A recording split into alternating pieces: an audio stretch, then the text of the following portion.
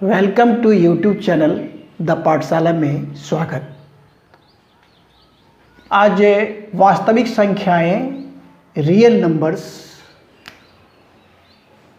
Exercise 1.3 का question number 2 को solve करेंगे।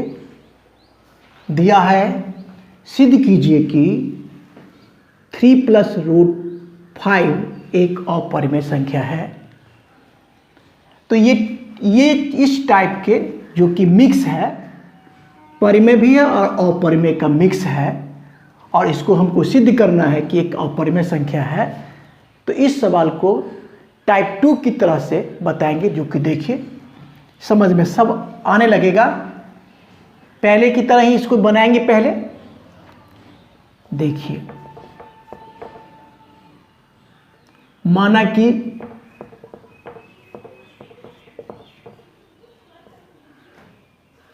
थ्री प्लस 2√5 एक अपरिमेय संख्या है सिद्ध करना, लेकिन हम इसको उल्टा मानते हैं, एक परिमेय संख्या है।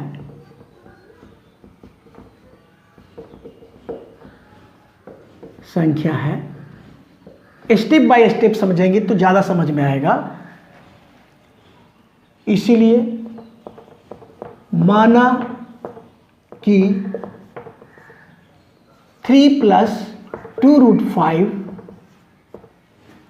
बराबर, क्योंकि परिमेय संख्या है तो इसको परिमेय संख्या को p/q के रूप में लिखते हैं। जानते हैं ये आप लोग, और इसमें लिख देना है। ये भी जानते हैं कि q को 0 नहीं होना होता है, q ≠ 0,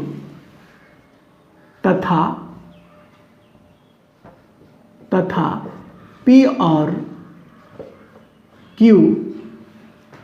दोनों सह-अभाज्य संख्याएं हैं।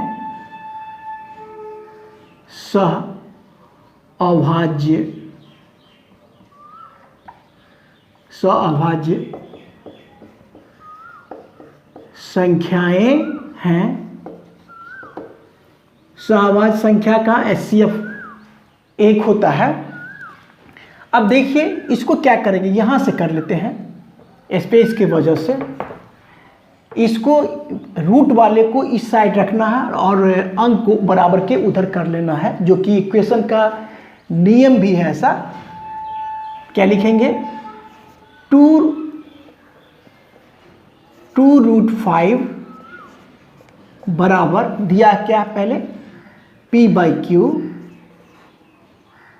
ये प्लस का उधर जाएगा तो माइनस में आ जाएगा। फिर 2√5 और इसको हम नीचे में 1 कर सकते, और इसका q और 1 का एलसीएम हो गया q से भाग लगाएंगे तो कटेगा 1 से, और 1 में फिर p से गुना करेंगे तो p हो जाएगा। फिर q 1 से लगाएंगे तो q आया, q में 3 से गुना करेंगे तो आ जाएगा 3q। यहाँ तक ठीक है। फिर देखिए कि ये 2 जो है, ये 2 क्या करता है, गुना करता है। तो बराबर किधर आएगा, तो भाग देगा। तो लिख सकते हैं √5 बराबर p - 3q/q तो है ही, तो ये 2 आ जाएगा तो 2q हो जाएगा। भाग दे दिया 2। ये आपका समीकरण 1 बन गया। अब देखिए क्या बताया गया था, इसके पिछले वाले वीडियो में बताया गया था कि अगर कोई पूर्णांक को जोड़ते हैं, घटाते हैं, गुना करते हैं तो क्या होता है कि परिमेय पूर्णांक ही प्राप्त होता है, जो कि बताया गया था। तो यहाँ पर देखिए, यहाँ पर क्या पहले लिख देते हैं, चूंकि p और q दोनों पूर्णांक हैं, p और q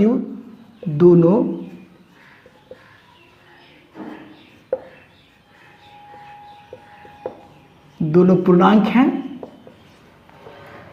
इसलिए अब देखिए यहाँ पर क्या है, p और q है, तो क्या है, पूर्णांक को जोड़ने, घटाने, गुना करने पर ये पूर्णांक ही प्राप्त होगा। तो इसीलिए क्या लिख सकते हैं, इसीलिए p माइनस 3q एक पूर्णांक होगा।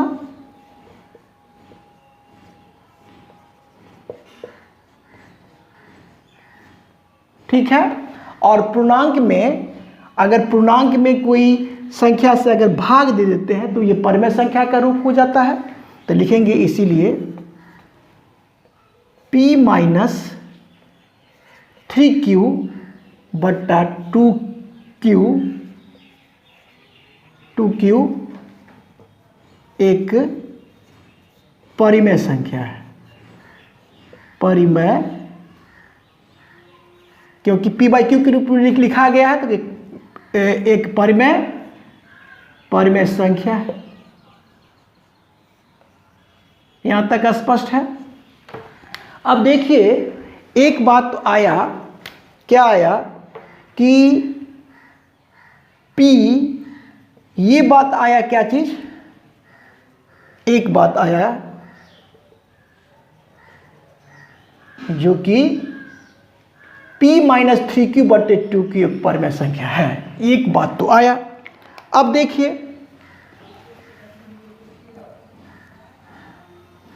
समझ में आ रहा है। अब देखते हैं परंतु समीकरण 1 से देखते हैं कि देखिए समीकरण 1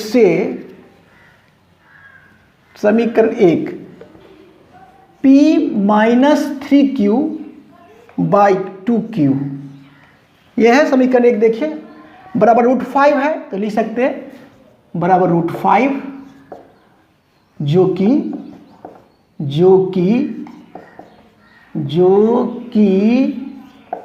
एक क्या है, क्योंकि ये परिमेय संख्या तो ये भी परिमेय संख्या हो जाएगा ना, जो कि एक परिमेय संख्या, जो कि एक अपरिमेय संख्या है।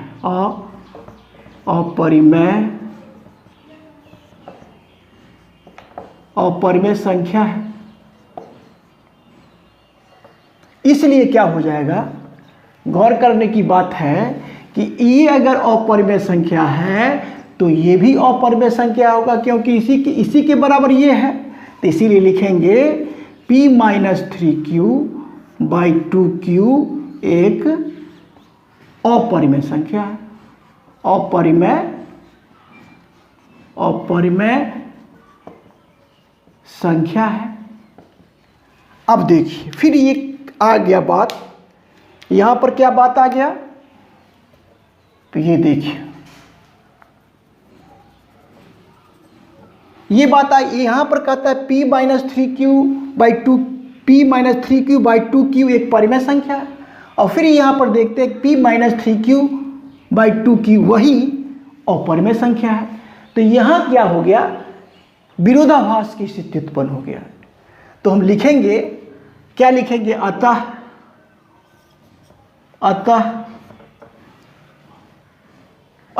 पूर्व के कथन, अतः देखिए 1 मिनट,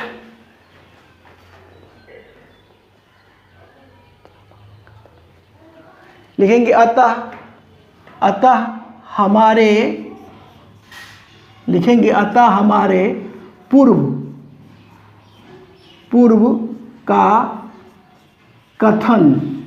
पूर्व के कथन का विरोधाभास है, विरोधाभास है। अतः हमारे पूर्व के कथन, पूर्व में कहे कि ये क्या है, परिमेय संख्या है, लेकिन यहां एक आया परिमेय संख्या है और एक आया अपरिमेय संख्या। इसीलिए क्या कहा, अतः हमारे पूर्व के कथन का विरोधाभास है। अतः हमारा कथन